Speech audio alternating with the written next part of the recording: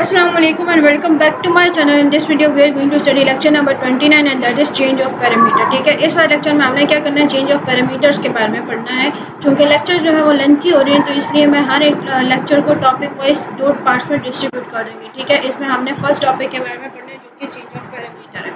अच्छा, यहाँ पे पहले देख ली कुछ कॉन्सेप्ट्स है इसमें और कुछ ऐसी बातें हैं जो कि MCQs में आ सकती हैं। ठीक है, तो इसमें ज़्यादातर एक्सप्लेनेशन होगी और नेक्स्ट टॉपिक में एग्जाम्पल्स थोड़ी ज़्यादा होंगी। ठीक है, सबसे पहला पॉइंट है it is possible for different vector valued functions to have the same graph. और मतलब कि काफ़ी वेक्टर वैल्यूड फंक्शन का जो ग्राफ है वो सेम हो सकता है। ठीक है, यहाँ पे आप कह रहे हैं फॉर एक एग्जांपल इन्होंने दी हुई है और उससे फिर ये इसको एक्सप्लेन करेंगे। r is equal to 3 cos t I plus 3 sin t j and t is in between 0 to 2 pi। तो लास्ट लेक्चर में हमने किया था cos t और sin t का हमने ग्राफ बनाया था और वो जो था वो एक सर्कल था और उसका रेडियस क्या था 1 था। ठीक है, यहाँ पे अब ये क्या, ये भी एक सर्कल है लेकिन इसका रेडियस क्या है, इसका रेडियस जो है वो 3 है। ठीक है, 3 रेडियस का सर्कल है। एट द सेंटर इसका किधर है, ओरिजिन पे है और टी की ओरिएंटेशन कैसी है, टी की ओरिएंटेशन जो है वो काउंटर क्लॉकवाइज है। ठीक है, ऐसे जा रही है। ठीक हो गया, मतलब 0 डिग्री से 90 डिग्री, 90 से 180 डिग्री और इसी तरह से काउंटर क्लॉकवाइज ये जा रहा है। ठीक है, टी की ओरिएंटेशन काउंटर क्लॉकवाइज है।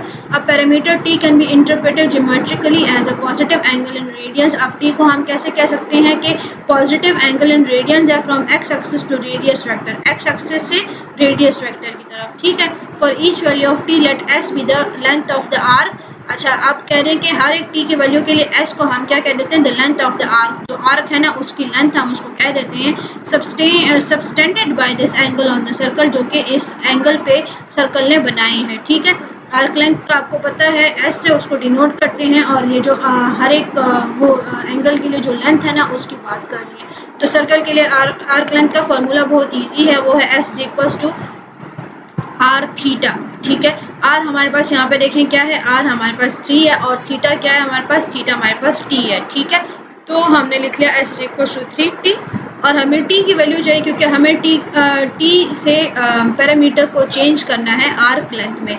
ठीक है, मतलब हमने टी से पैरामीटर को एस में चेंज करना है, तो ये हमारे पास हो जाएगा s/3 is equal to T. ठीक है, अब ये जो हमें यहाँ पे लिमिट दी हुई है, ठीक है, इस लिमिट में हम t की जगह क्या पुट करेंगे, इसमें हम t की जगह s/3 पुट कर देंगे क्योंकि हमने इधर कह दिया कि t is equal to s/3। ठीक है, तो ये जब हो जाएगा s/3 तो अब हमें यहाँ पे सिर्फ विद रिस्पेक्ट टू s चाहिए लिमिट्स, ये 3 जो कांस्टेंट है ये हमें नहीं चाहिए। ठीक है, तो हम क्या करेंगे, हम दोनों साइड्स पे 3 को तीनों जगहों पे 3 को मल्टीप्लाई कर देंगे। तो यहाँ पे 3 0 से 0 हो जाएगा, यहाँ पे जब 3 मल्टीप्लाई होगा तो 3 कैंसिल हो जाएगा और यहाँ पे जब 3 मल्टीप्लाई होगा तो ये हो जाएगा 3 2 6 5। ठीक है, तो इस तरह हमने इसको चेंज कर लिया। पैरामीटर्स s और 3 कैसे रिलेटेड हैं, t is equal to s/3 आता है और s जो है उसकी लिमिट्स क्या हो गई है, 0 से 6 पाई तक हो गई है। ठीक है, लेस देन और इक्वल टू का साइन है, जो यहाँ पे साइन यूज हुआ है वही हमने यहाँ पे यूज करना है। ठीक है, अब हमने क्या किया, ये जो r equal to 3 cos t था ना, तो जहाँ जहाँ पे t था वहाँ पे हमने क्या लिख दिया, वहाँ पे हमने s/3 लिख दिया। ठीक है, 3 cos s/3 i plus 3 sin s/3 j और s की लिमिट्स क्या है, इन बिटवीन 0 to 6 पाई। ठीक है, अच्छा, इन वेरियस अब हम करते क्यों है ये चेंज ऑफ पैरामीटर जो है, काफ़ी वेक्टर वैल्यूड फंक्शन को जो है उसमें ये चेंज ऑफ पैरामीटर काफ़ी हेल्पफुल होता है और हम कैसे कर सकते हैं, एप्रोप्रिएट सब्स्टिट्यूशन से। अब एप्रोप्रिएट सब्स्टिट्यूशन का क्या मतलब है कि हमारे पास कुछ लॉज गिवन है, कुछ तरीके हैं, उसी तरह से हमने सब्स्टिट्यूशन कर देंगे, नहीं कि बस कोई भी वैल्यू जो हमारे दिल में आई या जो हमें लगा कि सही है वही उठा के डाल दी। ठीक है, प्रॉपर उसके कैलकुलेशंस करके उसके बाद से एप्रोप्रिएटली उसकी सब्स्टिट्यूशन करनी है। ठीक है, फॉर एग्जांपल यहाँ पे हमने चेंज ऑफ पैरामीटर कैसे किया, s/3 से किया, लेकिन अभी s/3 तो नहीं लिख दिया ना, हमने उसको प्रॉपर कैलकुलेशंस करके s/3 बना के फिर हमने उसको जो हमारा फंक्शन था उसमें पुट किया। ठीक है, if g is a real valued function then substituting t is equals to gu in rt changes the parameter from t to u। ठीक है, कह रहे हैं कि अगर g एक रियल वैल्यूड फंक्शन है तो t में अगर हम g ऑफ u मतलब कि फंक्शन ऑफ u पुट कर देते हैं, जैसे यहाँ पे हमने ये फंक्शन ऑफ u पुट कर दिया। ठीक है, या यहाँ पे फंक्शन ऑफ s है, यहाँ पे पैरामीटर t से किस में चेंज हो गया था, s में। तो अगर हम t is equal to gu मतलब फंक्शन ऑफ u पुट करेंगे t में, तो rt का जो पैरामीटर है वो t से किस में चेंज हो जाएगा, u में। यहाँ पे हमने फंक्शन जो किया था वो जी ऑफ एस था, यहाँ पे आप कुछ भी लिख सकते हैं, जी ऑफ डब्ल्यू लिख लें, जी ऑफ एक्स लिख लें, जी ऑफ जेड लिख लें, ये हमारा डमी वेरिएबल है, यहाँ पे हम कोई भी वैल्यू लिख सकते हैं। बट बात क्या है, बात यह है कि पैरामीटर जो है वो टी से चेंज होकर यू में आ गया, ठीक है। अच्छा, आप देखते हैं स्मूथ फंक्शन के बारे में। Smooth function where making such a change of parameter, जब हम पैरामीटर चेंज करते हैं तो it is important to ensure the new vector valued function of you is smooth. तो इस बात का ख्याल रखना ज़रूरी है कि जो न्यू हमारा फंक्शन बन रहा है वो भी स्मूथ है, और if the original vector valued function is of T smooth, अगर ये जो ओरिजिनल वेक्टर वैल्यूड फंक्शन है ना टी का, वो स्मूथ है, ठीक है।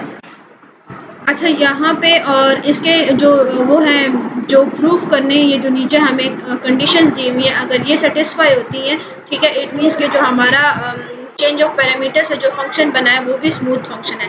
G is differentiable, G prime is continuous, G prime of you is not equal to zero, G prime of U को जीरो के इक्वल नहीं होना चाहिए for any U in the domain of G, ठीक है। The range of G is the domain of R, और G की जो रेंज है वो आर की क्या है, वो डोमेन है, ठीक है। अच्छा, ये बातें आपने याद रखनी है, ये भी एमसीक्यूज में आ सकती हैं। अगर जी ये सारी कंडीशन सेटिस्फाई करता है then we call t is equal to g u a smooth change of parameter, तो तभी हम इसको क्या कहते हैं, a smooth change of parameter कहते हैं, ठीक हो गया। We shall assume that all changes of parameter are smooth, और हमें जो है ये एज्यूम करना होगा कि जितने भी हम चेंज ऑफ पैरामीटर करते हैं प्रॉपर सब्स्टिट्यूशन से, वो क्या होंगे, वो स्मूथ होंगे। Even if it is not stated explicitly, अगर उसको एक्सप्लिसिटली मतलब साफ साफ लिखा नहीं भी गया तो हम इसको एज्यूम कर सकते हैं कि चेंज ऑफ पैरामीटर स्मूथ है, लेकिन कब, जब हम उसको प्रॉपरली सब्स्टिट्यूट करें कोई वैल्यूज, ठीक है। नेक्स्ट है आर्क लेंथ। आर्क लेंथ हमने एक एग्जांपल उसकी कर ली है, ठीक है। आर्क लेंथ को किससे डिनोट किया जाता है, एस से डिनोट किया जाता है, ठीक है। Because derivatives of vector valued function are calculated by differentiating components, it is natural to define integrals of vector valued function in terms of components, ठीक है। क्योंकि जो वेक्टर वैल्यूड फंक्शंस के डेरिवेटिव्स हैं उसको हम क्या करते हैं, उसके कंपोनेंट्स को डिफरेंशिएट करके बताते हैं, ठीक है। तो इंटीग्रल्स को अगर हम क्या करते हैं, इन टर्म्स ऑफ कंपोनेंट्स बता दें वेक्टर वैल्यूड फंक्शन को, तो जो है उसमें कोई फ़र्क नहीं आएगा, ठीक है। अच्छा, ये एक एग्जांपल है, इसको यहाँ पे पढ़ लें और इसको फिर हम सॉल्व करते हैं। If x prime t and y prime t are continuous, पहले से बता रहे हैं कि कंटिन्यूस है, ठीक है। और ए इज़ लेस देन और equal to t and t is less than equal to b, ठीक है। इट मीन्स टी जो है वो ए और बी के दरमियान में, हमारा जो इंटीग्रल की लिमिट है वो क्या होगी, ए और बी के दरमियान में होगी, ठीक है। यहाँ से सारी आपने पहले क्वेश्चन से सारी इन्फो ले लेनी है, उसके बाद सोल्यूशन की तरफ जाना है। जब बिना क्वेश्चन को एनालाइज किया आप स्टार्ट करोगे ना, तो सोल्यूशन में कुछ ना कुछ ऐसा पॉइंट रह जाता है जो कि सारा का सारा आंसर जो है गलत कर देता है, ठीक है।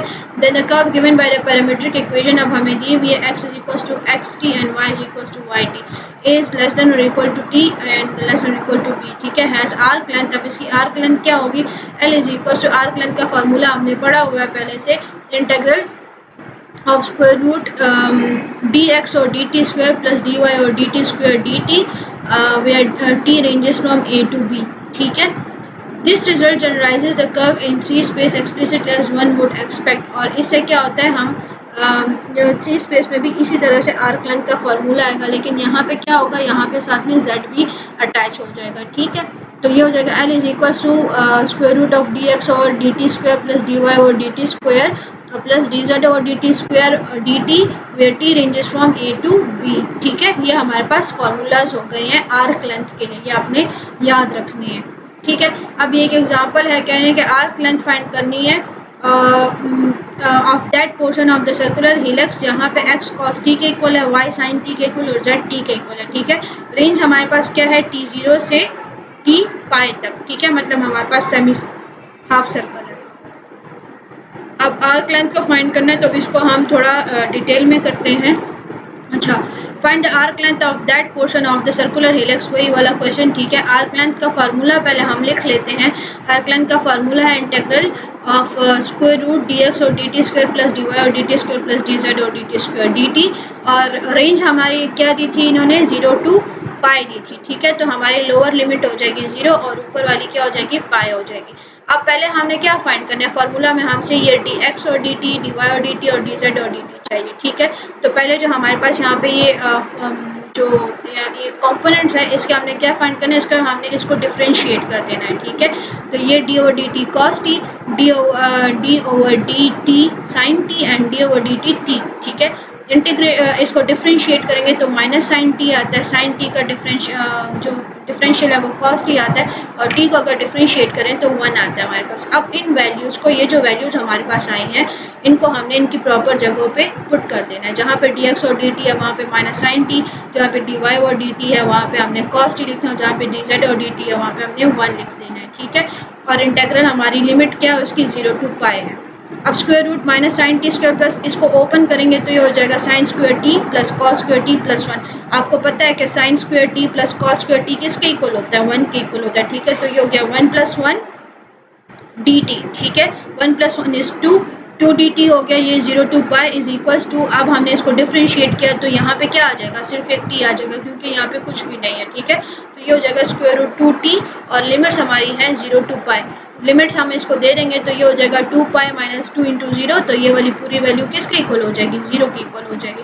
और नीचे हमारा आंसर क्या रह जाएगा, आंसर हमारा रह जाएगा स्क्वायर रूट 2 और पाई, ठीक है। ये हमारी आर्क लेंथ आ गई है।